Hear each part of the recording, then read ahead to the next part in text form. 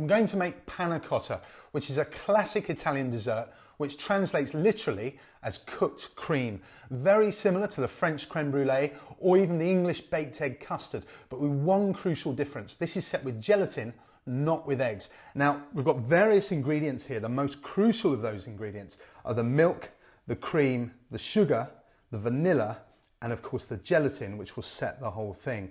There are some extra flavours that we're going to introduce, and that's going to be coffee, the granules here, some amaretti biscuits to finish the whole thing off, and we're going to serve the whole thing with a really bitter chocolate sauce, but it's the easiest chocolate sauce you've ever made in your life, I promise. Now, the first thing we need to do is to get the milk and the cream cooking. This is full fat milk. No point in adding double cream to semi-skimmed milk, so we add full fat. And the double cream goes in as well. That's going to enrichen the whole thing. Now, we're going to bring this cream up to a simmer. And a simmer is the temperature below boiling. Now, it might sound very obvious, but a lot of cookbooks will talk about boiling point being rapid boiling or soft boiling or hard boiling. There's only one boiling point. It's 100 degrees. That is boiling point. Anything below that is a simmer. So all we're looking to do is to heat the milk through. And the reason we need to heat the milk through is because we need to add other flavours and allow them to infuse into that cream and milk mixture. So the first thing we're going to add is the sugar. We're just going to pour the caster sugar in. It's quite a lot because it is a sweet pudding. There's no getting away from that. And you could use golden caster sugar for that. You probably wouldn't want to use granulated sugar because you don't want any grains of sugar left in the mix. So just give that a mix around.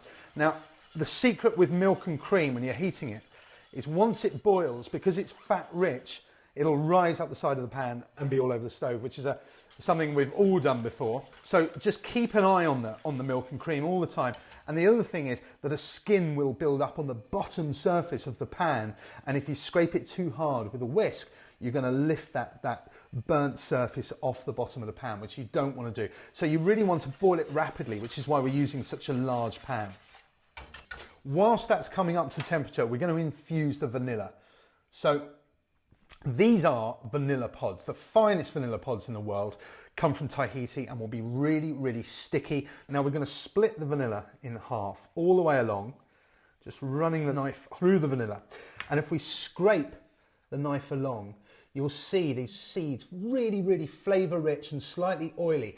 That is what we're looking for. We want to infuse that into the milk. Add the husk as well, or the pod. Another important point with vanilla is that the flavour molecules in vanilla are fat soluble. So milk and cream are ideal vehicles to bring out the flavour of vanilla, which is why they're seldom seen in sorbets or water-based things, because you don't have the fat which releases the full flavour of the vanilla. We're going to give this a stir now, and it will infuse very, very quickly the flavour of the vanilla. And whilst it does, we're going to soak the gelatin. Now, we need to soften it, so we just pop all the leaves into cold water. Now, the gelatin turns from a brittle sheet into this really soft, pliable mixture, which is perfect for melting into the milk and cream. So what we're going to do is just squeeze out the excess water, and we're going to chuck that into the milk and cream. So in we go with the gelatin. We're just going to whisk that around, make sure it's dispersed properly. Now, the final flavour that we're going to add to this is some coffee, because we want to make a coffee-flavoured panna cotta or an espresso panna cotta. I'm going to use coffee granules for this. So just going to pour the coffee into there and give that a final whisk. Allow that to infuse into the milk and cream. If you don't fancy coffee, there are hundreds and hundreds of flavours you could add. White chocolate makes a fantastic panna cotta. I've made black pepper panna cottas, I've made chili panna cottas. All sorts of things can be added, and you can have some real fun messing around with the flavours. Now, when all the coffee's infused, which it is, we need to pass the mixture. We've got the pods of the vanilla that we need to remove. So I'm going to pass this straight into a jug, which makes the next process slightly easier. So just take the pan and through a sieve, and just pour it in. And you will get vanilla seeds going through the sieve into the mixture, which is absolutely fine. Now, this jug of mixture now allow to cool for a few minutes, and then we're going to put it into these Dariol moulds here.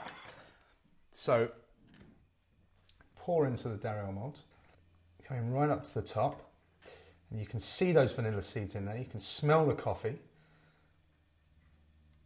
If you don't want to be turning these out of the moulds later, you could either do them in individual ramekins, or you could even do it in a whole big dish and set the whole thing in the fridge. What we want to do is to make a slightly more elaborate dessert from it. And so we're going to put them into a mould, these dariole moulds, that later on we'll turn them out of. These now get set in the fridge. Now, the panna cottas have had 2 or 3 hours in the fridge. What they need is a minimum of 2 or 3 hours so that the gelatin really sets the whole mixture together. One final thing we can do before we take the panna cottas out of the fridge is to make a sauce. And ideal with a real bitter coffee panna cotta is another bitter sauce, a chocolate sauce. And we're going to use 72% chocolate, which doesn't contain much sugar, but is a really, really rich bitter chocolate, and it's going to transform into a fantastic sauce absolutely simply. Right, this is boiling water. We're going to add a little bit of chocolate to the water, and we're just going to whisk it in. Now at this point, we'll probably turn the heat down slightly. There we are. And we'll just whisk it into the water so that the chocolate melts. Now what you might need to do is add a little bit more water and a little bit more chocolate. You've just got to judge it as you go.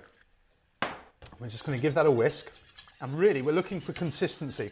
We know the flavour's there because this is very good quality chocolate. We're just looking for a nice thick chocolate sauce. So we just add it bit by bit. You don't want to add too much. And if you have the heat too high, what's going to happen is that the chocolate is going to burn and it's going to catch the sides of the pan. So you have to be quite careful, A, to keep whisking it, and B, not to take too long overdoing it. Right, what we can do now is we can just pour this into the bowl, and we'll come back to this later on when we finish the dessert. But first of all, it's the moment of truth. We need to unleash the panna cottas. Now, all the serious work is done. These panna cottas are set absolutely perfectly. We need to release the panna cotta from the dariole mould. And the reason we've used these tin dariole moulds is because they transfer heat very, very quickly. And that is ideal because that's how we're going to release them from the mould. We're going to dip them into hot water very quickly, just 10 seconds or more, and then I'm going to move our fingers around the edge until we feel it releasing. Once it's released, we're going to turn the panna cotta out onto that plate there, like so. If it doesn't come, this is what you do. This is real cookery now. There we go. Onto the plate like that. The reason we've gone onto this plate is because you'll get a little bit of seepage, and that seepage is just where the gelatin is starting to melt around the outside due to the hot water and is leaving a sort of a residue around the edge. Now we don't want that, so we turn them onto one plate and then put them onto the finished plate. So to do that, very simply, just lift the panna cotta up with a fish slice and plonk it on a plate. How you serve this is entirely up to you, but I think these flavours go really, really well with amaretti biscuits, and we know that the chocolate sauce is going to be perfect to go with this as well. So using a spoon, just take some of the chocolate. If it's started to set, what you can do is put that bowl over a pan of boiling water and just introduce a little bit of heat, and it'll loosen the whole thing up. But this seems all right to me. I'll just put some chocolate on the spoon, not too much, and then just drag that back across the plate like that. There we go. And a couple of amaretti biscuits. And there you go. That is a simple dessert. Baked panna cotta, chocolate sauce, amaretti biscuits, and don't forget to serve them a cup of coffee.